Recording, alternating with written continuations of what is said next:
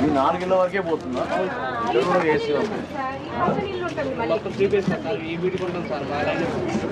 AC పెట్టుకున్న 3 phase లేకుండా AC పెట్టుకుంటే ఫ్రిడ్జ్లో అన్నీ ఉన్నాయి కదా.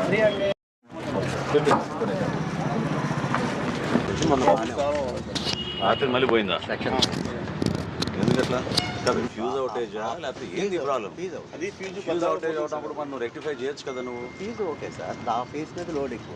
అది పద్దాకలో వచ్చి చేసిన రేపు ఈవినింగ్ ట్రాన్స్ఫార్మర్ రేపు ఈవినింగ్ కాదు, ఇవాళ పెట్టండి. ఓకే ఇవాళ పెట్టండి.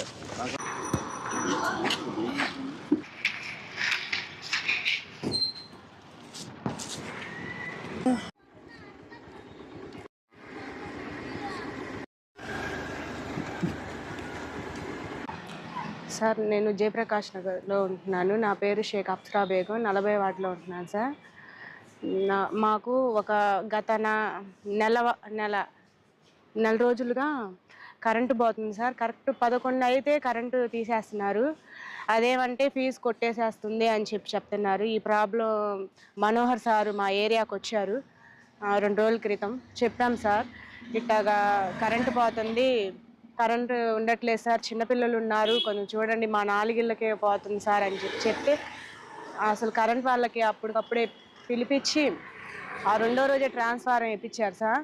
ఈరోజు సాయంత్రానికల్లా కరెంట్ వచ్చిద్దమ్మా, మీకేం ప్రాబ్లం ఉండదు అని చెప్పారు సార్.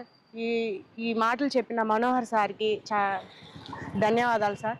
మేము చాలా రుణపడి ఉంటాం ఆయన. కరెంటు వెంటనే 24 గంటల్లో వేసేసారు సార్.